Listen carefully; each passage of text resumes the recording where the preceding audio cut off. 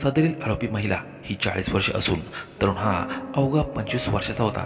महिलेच्या घराशेजारी स्वतःची पानटपरी चालत होता। 2 महिन्यांपासून त्याचे प्रेम संबंध होते। 15 फेब्रुवारी रोजी तरुणाने महिलेकडे भेटण्यासाठीचा हट्ट लावून धरला। दुपारच्या वेळी घरातील सदस्य नव्हते। ही संधी पाहता महिलेने होकार दिला।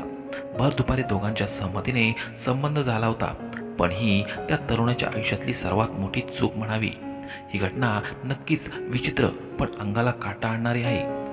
नारासोळ भाऊसाहेब नगर भागात घडलेली ही घटना योगिताबाई वय 40 आणि तिचा 19 वर्षीय मुलगा दोघं आई लेकांनी केलेला हा भयानक कृत्य। संपूर्ण बातमी अशी आहे की शरद वेल्डे वय 25 या तरुणासोबत आरोपी योगिताबाईचे विवाहबाह्य प्रेम संबंध होते। त्यातूनच 15 फेब्रुवारीला शरदने योगिताबाईकडून शरीर सुखाची मागणी केली। घरात कोणी नसताना फायदा घेत योगिताबाईने सहमती दर्शवली। त्यानंतर शरद हा तरुण महिलेच्या घरात शिरला। आता महत्त्वाची बाब म्हणजे शरीर वाचण्यापोटी ते दोघेही एवढे भान विसरले की दरवाजाची कडी लावणं सुद्धा विसरले। दोघेही मौजमजा करण्यात व्यस्त होते। पण पुढच्या क्षणी त्यांच्यावर किती वाईट वेळ येणार आहे त्यांनी अजिबात विचार केला नसेल। आरोपी महिलेचा 19 वर्षीय मुलगा अचानक घरी आला आणि आरडाओरडा करायला लागला, कारण त्याने आपल्या आईला त्या तरुणासोबत नको त्या अवस्थेत पाहिले। जेव्हा तो आरडाओरडा करायला लागला तेव्हा शरदने लोक जमा होतील, गोंधळ नको व्हायला यासाठी त्या मुलाला पकडून त्याचं तोंड दबून धरलं। आरोपी योगिताबाई हिला वाटलं तिचा प्रियकर हा माझ्या मुलाला गळा आवळण्याचा प्रयत्न करतोय। त्या महिलेने कोणताही विचार न करता तेथेच एक क्रिकेट खेळण्याची बॅट ठेवलेली होती। योगिता ही पाठीमागून आली आणि पूर्ण ताकदीने ती बॅट शरदच्या डोक्यात घातली। डोक्यावर जबरी फटका बसल्याने शरद जागेवर खाली पडला आणि तडफडून त्याने तेथेच जीव सोडला। आता मृतदेह लपवण्यासाठी त्या आई लेकाने खूप शत्रुपणा केला।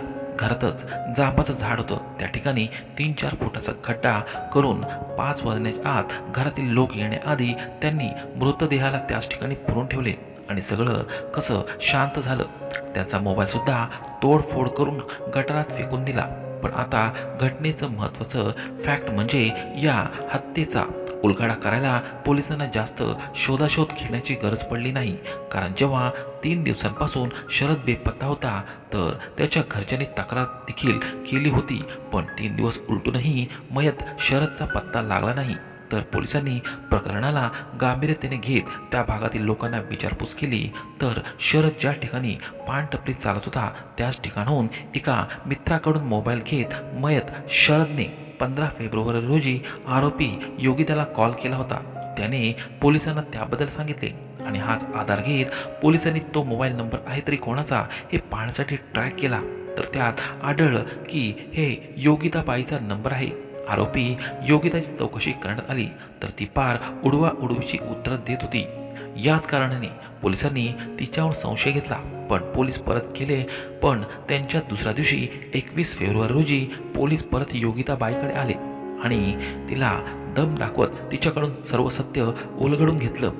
त्यानंतर मयत शरद याचा मृतदेह पुरलेल्या ठिकाणाहून काढण्यात आला। आरोपी योगिताने पोलिसांना ही सर्व हकीकत सांगितली। तिला तिच्या मुलासह अटक करण्यात आली। तर अशा प्रकारे अनैतिक संबंधातून घडलेल्या या घटनेला भयंकर वळण आलं। पण ती महिला 40 वर्ष असून त्या प्रियकराच्या वयाचा तिचा मुलगा होता। किती लज्जास्पद गोष्ट आहे। म्हणजे ती महिला शरीर वाचण्याच्या किती आहारी गेली असेल, जिने हाताने आपल्या अनेक वर्षाच्या सुखी संसाराला लाथ मारली। तरुणाचा मृत्यू तर झाला, पण ती महिला अटकली आणि आपल्या 9 तरुण पोटच्या मुलाला घेऊन सुद्धा अडकली। आरोपी महिलेला एक 19 वर्षीय मुलगा व एक 15 वर्षीय मुलगी होती। हे नक्कीच दुर्दैव आहे। अशा या धक्कादायक व हादरून सोडणाऱ्या घटनेबद्दल तुमचं काय मत आहे नक्की सांगा। चॅनलवर नवीन असाल तर व्हिडिओला लाईक आणि चॅनलला सबस्क्राईब करणे अजिबात विसरू नका।